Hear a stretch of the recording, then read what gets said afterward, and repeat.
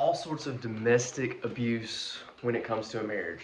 We all know about actual physical violence, we know about sexual violence, but there's a third form of domestic abuse that people do not talk about, which is financial abuse. What is financial abuse? Financial abuse is a common tactic used by abusers to gain power and control in a relationship. The forms of financial abuse may be subtle, or they could be overt. They could be in your face. But in general, these tactics are used to conceal information, limit the victim's access to assets, and reduce accessibility to the family's finances. Why does a domestic abuser do this? The answer is simple: it's power, it's control. Financial abuse, along with emotional, physical, and sexual abuse, includes behaviors to intentionally manipulate, intimidate, and threaten the victim. And they use this to entrap the person in order to do the things that they want them to do. Um, Financial abuse, while it's less commonly understood, is one of the most powerful methods of keeping a survivor trapped in an abusive relationship and deeply diminishes the victim's ability to stay safe and, most importantly, to get out of a relationship. Research indicates that financial abuse occurs in 99% of domestic violence cases. As with all forms of abuse, financial abuse occurs across all socioeconomic, educational, racial, and ethnic groups. This is not something that just happens in middle class households. It's not something that happens in poor households or just happens in rich households. It happens in all of the households. So, what are some forms of financial abuse? What are some examples that I see in my practice of financial abuse that the abuser will use to get the behavior out of their victim that they want, or they'll use it to make sure that the victim stays in the relationship and is afraid to get out? Number one, this is the most common I see, is forbidding the victim to work. We will see cases all the time where the wife wants to work, but the husband will not allow them. Why? Number one, it keeps them away from talking to other people, sharing their experiences. It also keeps them from meeting other men, for instance.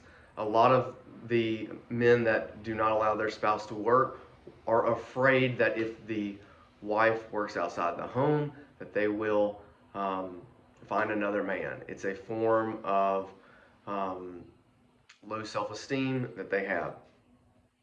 Number two is sabotaging work or employment opportunities by stalking or harassing the victim at their workplace.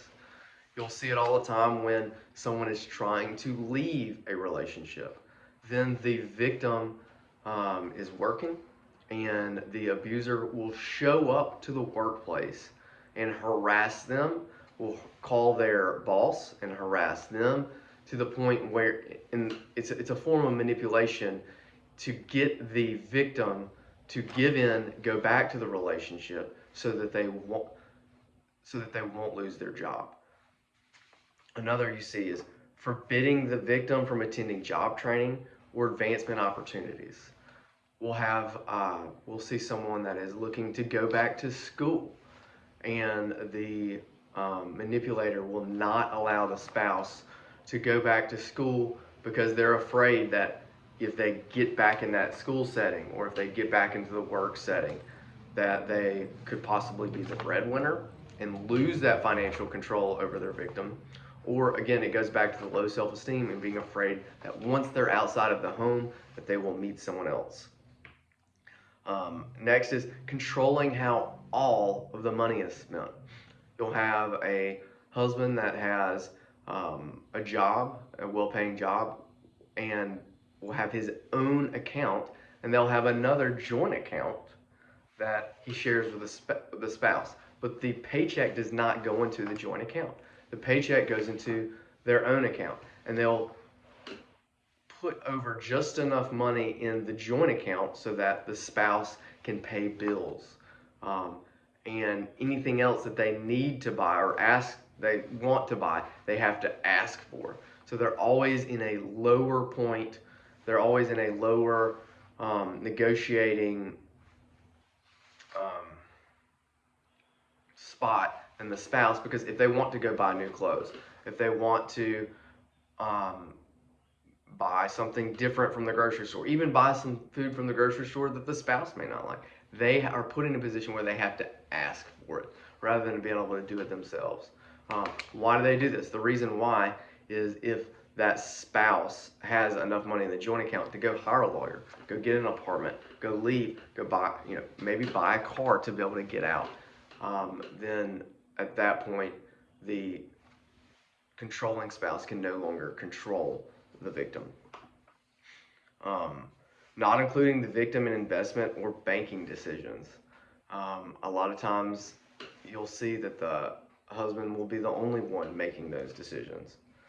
Um, Not allowing the victim access to bank accounts. Same thing we talked about, where they'll throw over just enough money so that they can get the bills paid, or just enough to get the groceries done, so that everything that's being spent has to go through them. They have total control. Withholding money or giving an allowance goes back to the bank account thing. If you have your own job, your own money, it's a lot harder for the spouse to be able to control that. Forcing the victim to write bad checks or file fraudulent tax returns, making you do the illegal thing rather than them doing it themselves. Running up large amounts of debt on joint accounts. Often we'll see someone has a spending problem, and once they max out their credit cards, then they'll start moving to max out the joint accounts and make you feel guilty when you object to using their credit. Refusing to work or contribute to the family income. It works the other way around. If, as a family, you guys discuss and you want both parties to work and the other refuses to work, another form of financial abuse. In 2022, it's a lot harder for families to survive without two forms of income. If both parties aren't contributing, then it makes it harder to make bills be paid. Hiding assets.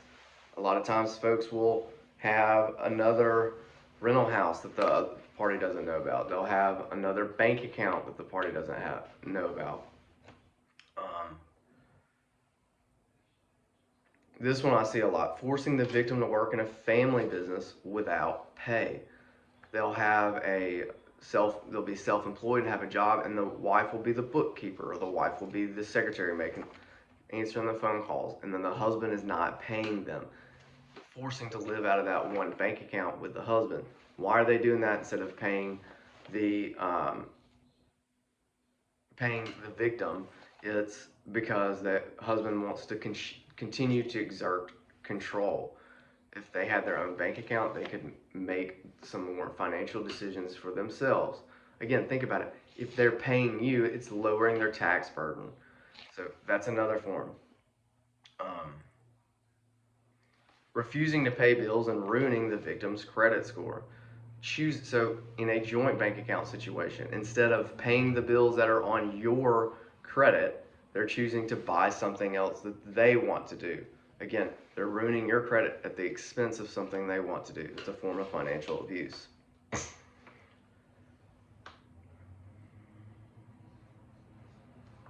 So the short and long-term effects of financial abuse can be devastating. In the short term, access to assets is imperative to staying safe. It's imperative to have funds to be able to move out. It's imperative to have funds to be able to buy the car to get out, to be able to get the first month's rent to get out, to be able to have money to take care of your children. Without these assets, it's harder, or you're unable to afford safe and affordable housing or the funds to provide for you or your children. With realistic fears of homelessness, it is little wonder that survivors sometimes return to an abusive partner. For those who manage to escape the abuse and survive initially, they face overwhelming odds in obtaining long-term security and safety You've got ruined credit scores, sporadic employment. So even once you get out of the relationship, it's still hard to make your own way. That's the long-term effects of financial abuse. If you've got any questions, please reach out to me and I would love to help.